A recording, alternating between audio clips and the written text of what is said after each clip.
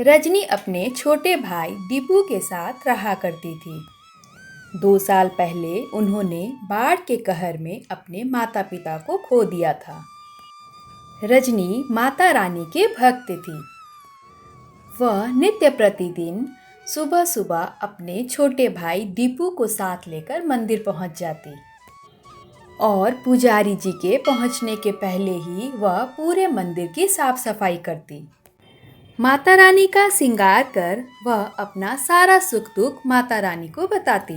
माता रानी, इस बार मैं दीपू के बर्थडे पे उसकी फेवरेट वाली कार दूंगी, वह बहुत खुश हो जाएगा।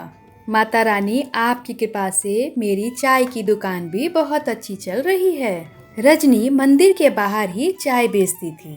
रजनी की दुकान पर भीड़ लगी रहती थी क्योंकि सभी को रजनी के हाथ का चाय बहुत पसंद आता था। रजनी बहुत दयालु लड़की थी।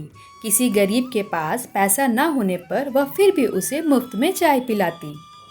रजनी के दुकान के सामने ही उसी गांव में रहने वाला मनोहर का भी दुकान था, जो चाय और समोसा दोनों बेचता था। लोग उसके पास समोसा तो खाते लेकिन चाय पीने रजनी की दुकान पर चले जाते। सबका कहना था, रजनी के चाय के सामने मनोहर की चाय तो फीकी लगती है। एक दिन की बात है, रजनी और दीपू घर लौट रहे थे। तभी उनकी नज़र एक मरे हुए कुत्ते पे पड़ी जिसका बच्चा रो रहा था और वह बुरी तरह घायल भी हो गया था। रजनी को उस पर दया आ गई और वह उसे अपने साथ घर ले आई। दीपू कुत्ते के बच्चे को देख बहुत खुश था। दीदी, हम इसका नाम टॉमी रखेंगे। ठीक है, आज के बाद से हम इसे टॉमी कहकर पुकारेंगे। ऐसे ही दिन बीत रहे थे। रोज दिन के तरह ही रजनी और दीपू मंदिर पहुंच जाते और पुजारी जी के आने से पहले ही वह पूरे मंदिर की साफ सफाई कर माता का श्रृंगार करती। दीदी, मैं बाहर जा रहा हूँ टॉमी के साथ खेलने। तभी वहाँ पुजारी जी आ जाते हैं। वाह रजनी बेटा, तूने तो पूरे मंदिर की अच्छे से साफ सफाई कर दी और माता रानी का श्रृंगार भी कर दिया। दुनिया इधर की उधर हो जाए लेकिन रजनी बिटिया माता रानी के पास आना नहीं भूलती। माता रानी के पास आना मैं कैसे भूल सकती हूँ पुजारी जी। माँ पिताजी के जाने के बाद इन्होंने ही हमें संभाला है। ठीक है पुजारी जी, अब आप पूजा कीजिए। मैं चाय की दुकान लगाने जा रही हूँ।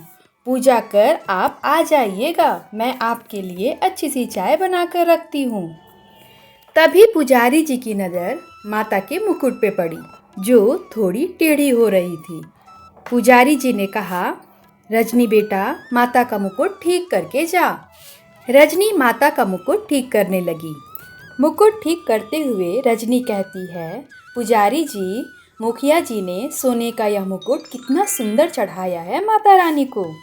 मुकुट ठीक कर रजनी वहाँ से चली गई। रजनी के दुकान पर चाय पीने वालों की भीड़ लगी हुई थी। उसके दुकान पर भीड़ देखकर मनोहर अंदर ही अंदर गुस्से से लाल हो रहा था और मन ही मन सोचने लगा, इस रजनी की दुकान को तो बंद करवाना ही पड़ेगा।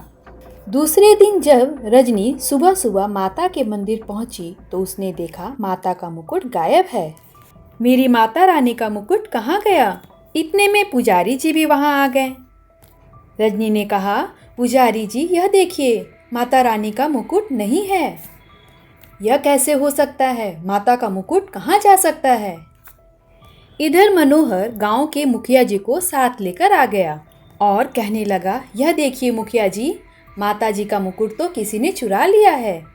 मुखिया जी, मुझे तो ऐसा लगता है यह काम रजनी का ही है।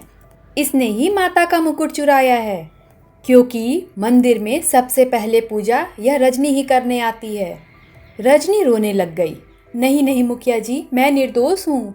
मैंने माता जी का मुकुट नहीं चुराया है।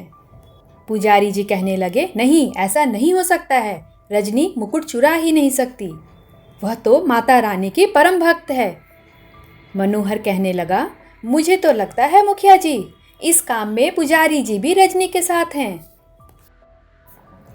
इतने में टॉमी आता है और मुखिया जी के धोती को खींचने लगता है और उन्हें मंदिर के पीछे लगे पेड़ के पास ले गया। वहां पहुंचकर टॉमी मिट्टी को खोदने लगा और देखते ही देखते माताजी का मुकुट सामने आ गया। रजनी ने टॉमी को गोद में उठा लिया और उसे दुलारने लगी। मेरा टॉमी, तुमने आज मेरी माता रानी का मुकुट ढूंढ निकाला।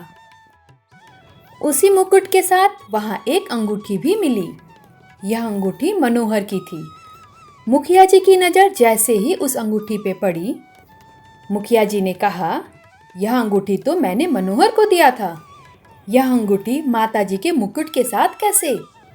तब पुजारी जी कहते हैं, मुखिया जी, यह मुकुट मनोहर ने चुराया है। नहीं नहीं, मैंने मुकुट नहीं चुराया है। पुजारी जी कहते हैं, झूठ नहीं बोलो मनोहर, इसका प्रमाण साक्षात माता रानी ने मुखिया जी के सामने रख दिया है। बेचारा मनोहर डर के मारे कांपने लगा और हाथ जोड़ मुखिया जी से माफी मांगने लगा। मुखिया जी ने कहा, तुम्हें शर्म नहीं आती इस गरीब बच्ची पे इतना बड़ा दोष लगाते हुए?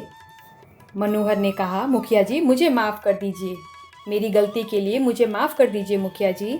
रजनी कहती है, मुखिया काका, इन्हें अपने गलती का एहसास है, मनोहर काका को माफ़ कर दीजिए।